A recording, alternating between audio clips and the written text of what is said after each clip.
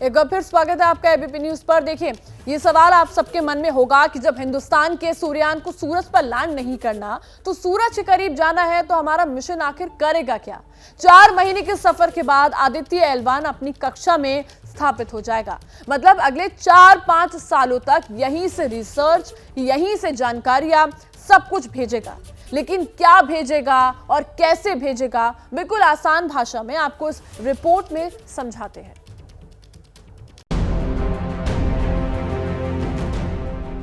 हम इस वक्त इसरो के उसी सतीश धवन स्पेस सेंटर में खड़े हैं जहां हिंदुस्तान के सूर्ययान आदित्य L1 को रॉकेट में फिट किया गया है।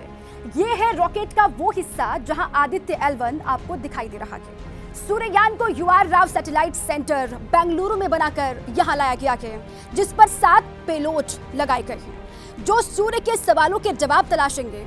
इन 7 में से 4 पेलोड सूर्य पर नजर बनाए रखेंगे।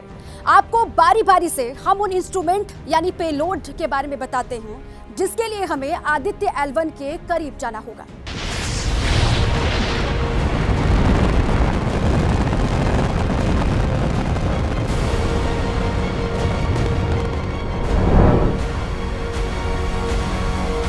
अब यहां से आपको दिखाते हैं हमारे सूर्ययान का हर वो हिस्सा जो बारी बारी से सूर्य के रहस्य पर वार करने वाला है। इन पेलोड का मकसद ये जानना है कि सूरज पर तूफान आने की वजह क्या है और धरती के वायुमंडल पर उसका असर कैसे पड़ता है।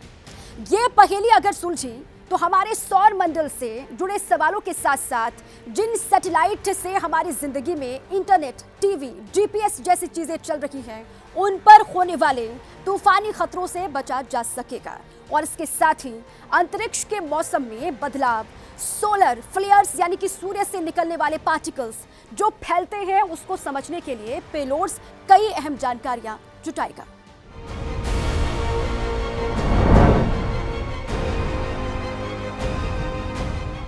सूर्ययान के ठीक ऊपर सबसे प्रमुख पेलोड लगा है VELC visible emission line coronagraph. सूरज के सबसे बाहरी परत जिसे कोरोना कहते हैं और कोरोनल मास इजेक्शन यानी सूरज की बाहरी परत पर जो विस्फोट होते हैं उसकी स्टडी करेगा VELC। अब इसका हमसे सीधा वास्ता क्या है वो समझिए।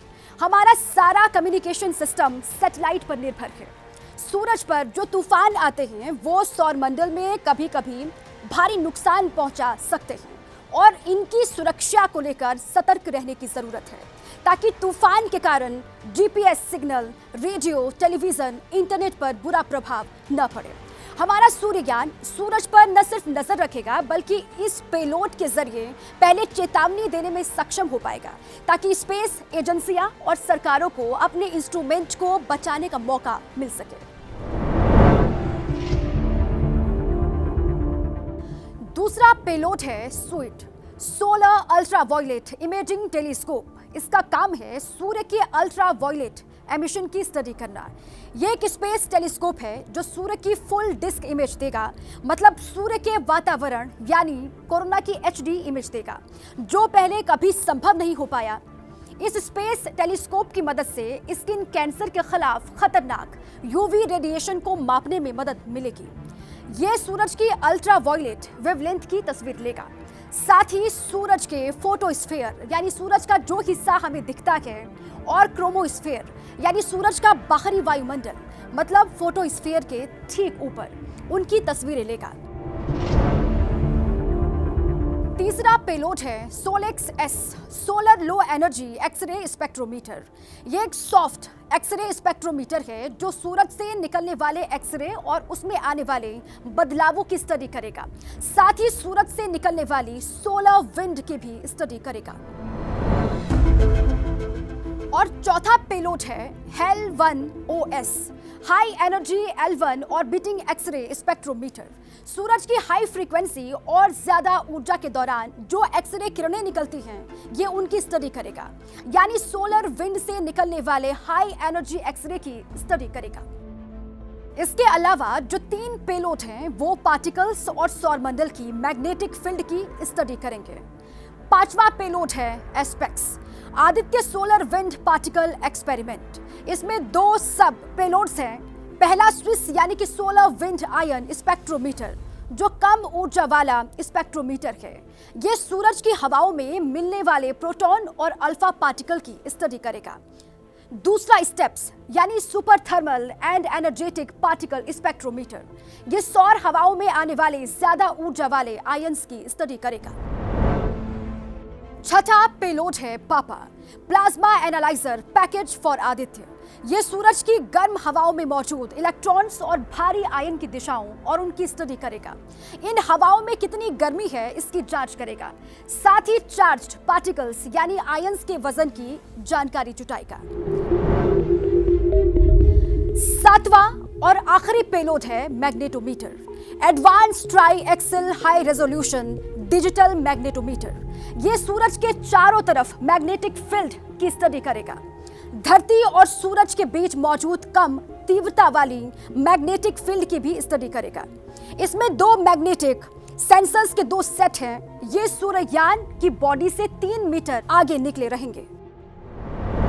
धरती पर जीवन सूर्य की वजह से ही संभव हो पाया है और सूरज की आग भविष्य में विनाश की वजह ना बने, इसके लिए सूरज की डिटेल स्टडी करना बेहद जरूरी था।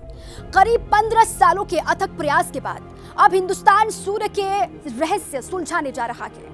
ये सभी पेलोड लेकर हमारा सूर्ययान आदित्य L1 पृथ्वी से 15 लाख किलोमीटर दूर इसलिए जा रहा है क्योंकि सूर्य की रोशनी के साथ जो तरंगे और मैग्नेटिक फील्ड होती हैं वो पृथ्वी की बाहरी परत होने की वजह से धरती पर नहीं आ पाती है और इसी वजह से आदित्य को L1 पॉइंट पर भेजा जा रहा है जहां पृथ्वी के मैग्नेटिक फील्ड का प्रभाव नहीं पड़ेगा और हम सूरज के राज और मिजाज को बेहतर तरीके से समझ पाएंगे। पत्रकारिता कोई इमोशन नहीं है, ना अपना कोई ज्ञान देना है और ना कोई विचार थोपना है। पत्रकारिता क्या है? पत्रकारिता का मतलब है सही जानकारी इकट्ठा करना और तथ्य बताना। पत्रकारिता आज जितने महत्वपूर्ण दौर में है शायद पहले नहीं थी। इस दौर से निकलने के लिए सिर्फ सच दिखाने की जरूरत है, वो सच जो आपके हित को आगे रखे। इसलिए अब रात 9 बजे प्राइम टाइम नहीं होगा, ये आपका टाइम है। जगविंदर पटियाल के साथ देखिए पब्लिक इंटरेस्ट सोमवार से शुक्रवार रात 9 बजे सिर्फ एबीपी न्यूज पर। एबीपी न्यूज आपको रखे आगे।